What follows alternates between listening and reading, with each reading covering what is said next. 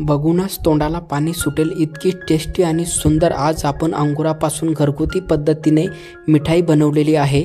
तर आता उन्हाळा सुरू झाला आणि त्या उन्हाळ्यामध्ये अंगूर बाजारामध्ये खूप जास्त प्रमाणात येत असतात। त्याच अंगुरापासून आज आपण एकदम स्वादिष्ट अशी मिठाई तयार केलेली आहे। त्याकरता आपल्याला काही नाही, घरगुती पद्धतीने साहित्य जे आहे ते मी तुम्हाला समोर सांगणार आहे। तर त्याकरता आपण इथे साधारणतः अर्धा किलो अंगूर घेतलेला आहे। या अंगुरांना आपल्याला स्वच्छ पाण्याने धुवून घ्यायचं आहे। तर आता आपण एका मिक्सरच्या भांड्यामध्ये हे अंगूर टाकून देऊया आणि याला आपल्याला बारीक करून घ्यायचा, याचा रस आपल्याला तयार करायचा आहे। तर पूर्णच्या पूर्ण अंगूर जे आहे ते आपण या मिक्सरच्या भांड्यामध्ये टाकून घेतलेले आहे। थोडंसं आपण त्या ठिकाणी पाण्याचा पण वापर करणार आहोत। तर बघू शकता ह्या ठिकाणी आपला जो अंगुराचा रस आहे तो तयार झालेला आहे।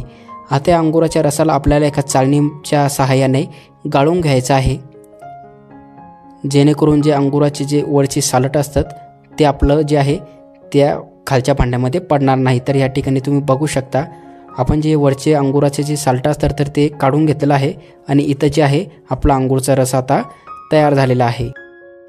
त्यानंतर आपण ह्या ठिकाणी एक वाटीमध्ये साखर घेतलेली आहे आणि ही पूर्ण वाटी भरलेली साखर आपण एका कढईमध्ये टाकून देऊया, कारण आपल्याला साखरेचं जे आहे ते पाक आपल्याला तयार करायचं आहे। आता त्याच्यामध्ये आपण अर्धा कप पाणी टाकून देऊया आणि या पाण्याचं आणि साखरेचं मिश्रण जे आहे ते आपल्याला तयार करायचं आहे। नंतर आपण एक वाटी जे आहे ते कॉर्नफ्लोअर घेतलेलं आहे आणि जे अंगुराचा रस आपण तयार केलेला होता त्याच्यामध्ये हे आपण टाकून देऊया। तुमच्याकडे कॉर्नफ्लोअर नसेल तर तुम्ही घरचा जो मैदा असतो तो घेतला तरी चालेल। तर ह्या ठिकाणी याला चांगल्या प्रकारे आपण मिक्स करून घेणार आहोत, जेणेकरून जे गोळे असतात तर ते फुटून जाईल आणि याचं चांगलं मिश्रण तयार होईल। तर साधारणतः 2 ते 3 मिनटं आपण असं हे मिश्रण एकत्रित मिक्स करून घेतलेलं आहे। तर इकडे आपलं साखरेचं जे पाक आहे ते पण तयार होत आहे। तर तुम्ही बघू शकता ह्या ठिकाणी जे साखरेचं पाक आहे तर ते आपलं ह्या ठिकाणी तयार झालेलं आहे। जे आपण मिश्रण केलेलं होतं अंगूर आणि कॉर्नफ्लोअरचं तर ते आता आपण या साखरेच्या पाकमध्ये टाकून देऊया। हे मिश्रण आपण पाकामध्ये टाकल्यानंतर त्याचे लवकरात लवकर गोळे तयार होते, त्याकरता सतत याला आपण हलवणार आहोत। तर ह्या ठिकाणी आपण साधारणतः 2 ते 3 मिनटं असंच आपण याला हलवून घेणार आहोत आणि गॅसची फ्लेम आहे जी तर ती थोडीशी आपण लो ठेवणार आहोत, कारण ते जळणार नाही। तुम्हाला हवा असेल तर तुम्ही थोडासा कलरचा पण या ठिकाणी वापर करू शकता। तर आपण थोडंसं या ठिकाणी कलर टाकलेला आहे, तर तुम्ही बघू शकता याला किती छानपैकी असा कलर पण आलेला आहे, जो की सेम द्राक्षासारखा दिसत आहे, म्हणजेच अंगुरासारखा दिसत आहे। तर याला असंच हलवत राहायचं आणि आता आपण या ठिकाणी 2 चमचे आहे ते तुपाचा वापर या ठिकाणी करणार आहोत। तूप टाकल्याने जे आहे ते मिश्रण ते कढईला चिपकत नाही आणि काढायला पण आपल्याला एकदम सोपं जातं। तर या ठिकाणी आपण 2 चमचे जे तूप आहे तर ते याच्यामध्ये टाकून दिलेलं आहे। तर परत आपल्याला या ठिकाणी 2 मिनटं असंच याला शिजू द्यायचं आहे, म्हणजेच तयार होऊ द्यायचं आहे। तर या ठिकाणी तुम्ही बघू शकता आपलं जे आहे ते तयार होत आहे। या ठिकाणी थोडंसं आपण एक भांडं घेतलेलं आहे आणि त्याला थोडंसं तूप चव बाजून लावून घेतलेलं आहे आणि खरबुजाची जी बी आहे ती थोडेसे आपण या ठिकाणी वापर करणार आहोत। तुम्हाला हवे असेल तर तुम्ही घेऊ शकता, नाही घेतले तरी चालेल।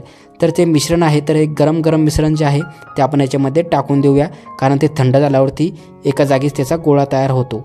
तर तुम्ही बघू शकता आपण जे मिश्रण आहे तर हे हळूहळू पूर्ण मिश्रण आपण कढईमधून काढून घेतलेलं आहे आणि एका भांड्यामध्ये आपण हे टाकून दिलेलं आहे। तर हे मिश्रण जे आहे ते आपण एकत्रित मिक्स करून घेऊ।